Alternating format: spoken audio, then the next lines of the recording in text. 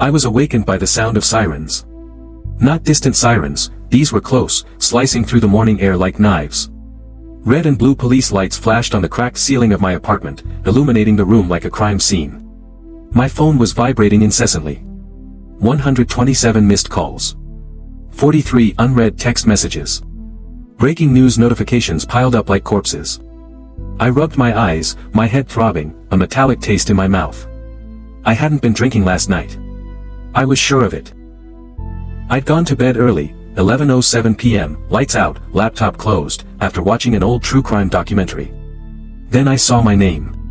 Breaking news, suspect identified in multi-state serial murders. Authorities launch manhunt. Warning, do not approach.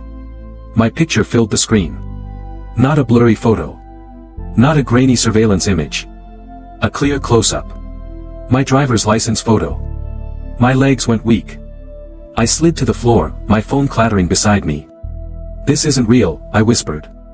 This isn't real. The door was being violently shaken. Police. Open up. Chapter 1, The Evidence. They caught me 3 blocks away. I don't remember running, only the burning in my lungs, the screaming of the crowd, and the police officers pinning me to the asphalt. My face scraped against the ground. Someone kneed me in the spine. I didn't resist. I couldn't resist. At the police station, they laid everything out before me. 7 victims. 4 states. The same modus operandi. Each body meticulously arranged. Eyes open. A small mirror placed on the mouth. Next to it, a handwritten note. If you are reading this, I have awakened. The detective, a tall, gray-haired woman with unblinking eyes, pushed a folder across the table to me. Inside were photographs. My stomach churned. Surveillance footage showed me entering the hotel at night. An ATM camera captured me withdrawing money. Traffic cameras recorded my car crossing state lines. Even worse, DNA from both crime scenes matched my DNA. That's impossible, I said. I've never been to Ohio. Or Nevada. Or. She interrupted me. You don't remember killing them, she said calmly, but the evidence shows you did. Chapter 2, Memory Gaps. They asked about my sleep. I hesitated. I sleepwalked as a child. For how long? Until I was 13. She nodded, as if checking off a list. Have you experienced any recent episodes of confusion? No, I answered too quickly. Then I paused. I mean, I've been tired lately. I often feel like time is passing quickly. I wake up with headaches. They exchanged glances. They showed me the health data from my phone. On 6 nights in the past 2 months, my step count spiked between 2 and 5 a.m. Those were the nights someone died. I felt something shatter in my chest. But I woke up in my own bed, I said. Every time. The female detective leaned closer. That's what the last suspect said, she said. Until he stopped saying it. Chapter 3, An Unexpected Twist. On the 3rd day, they played a video. A confession. I was sitting in a dimly lit motel room, staring directly at the camera. I know you'll eventually see this video, I said. It was my voice. My face. My eyes. I'm not mentally ill. I'm not having a breakdown. I'm perfectly sane. I swallowed hard. I don't remember recording this video, I whispered. The me in the video smiled. That's the key.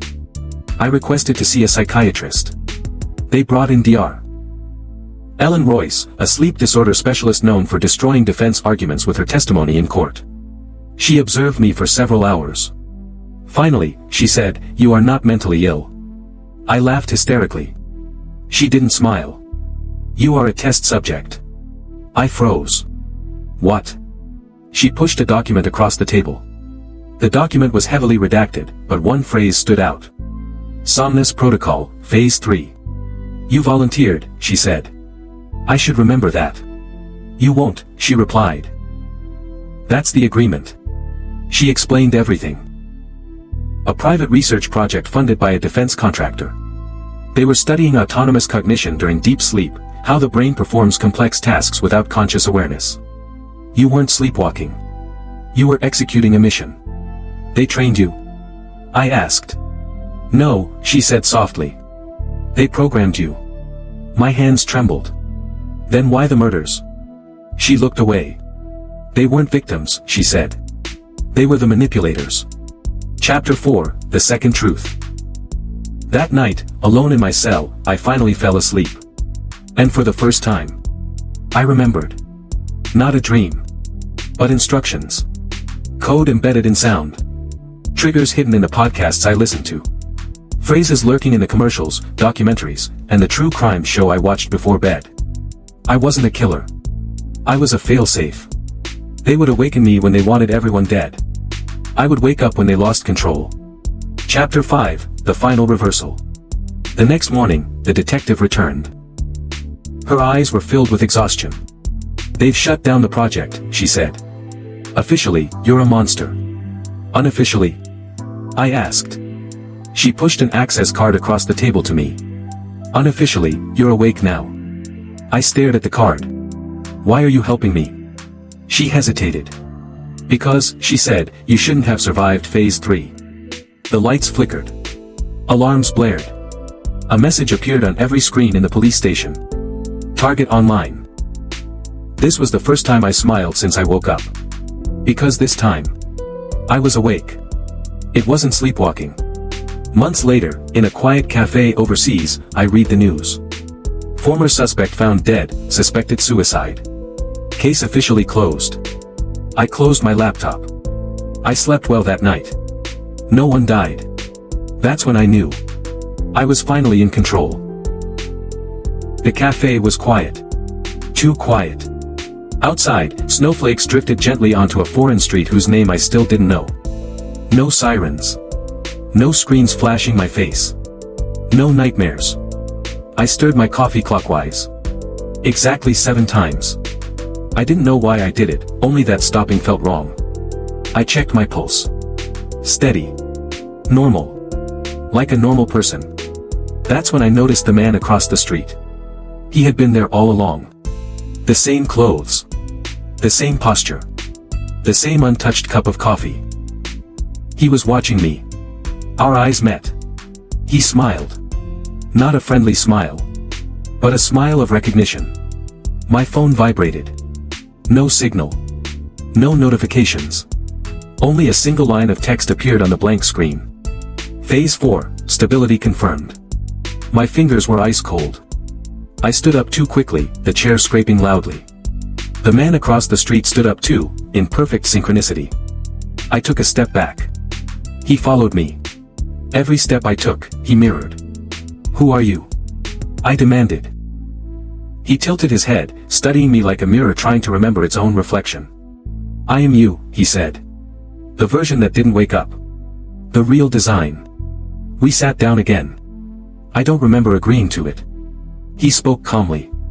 You were never the security measure, he said. You were the evidence. I frowned. Evidence of what? Consciousness doesn't require awareness. He leaned closer. You thought you woke up. You thought you broke the system. You thought you gained control.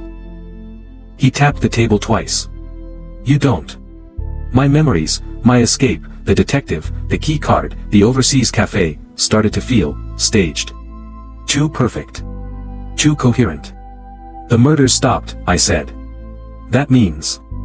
No, he interrupted. It means Phase 3 was successful. My chest tightened. You see, the key to Phase 3 is violence, he continued. Can a person's consciousness kill without their knowledge? What about Phase 4? I asked softly. He smiled. Can a person's consciousness believe they are free while simultaneously carrying out orders? The mirror test.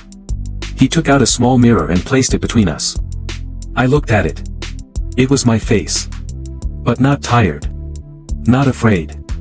Nor relaxed. It was calm. Empty. Waiting.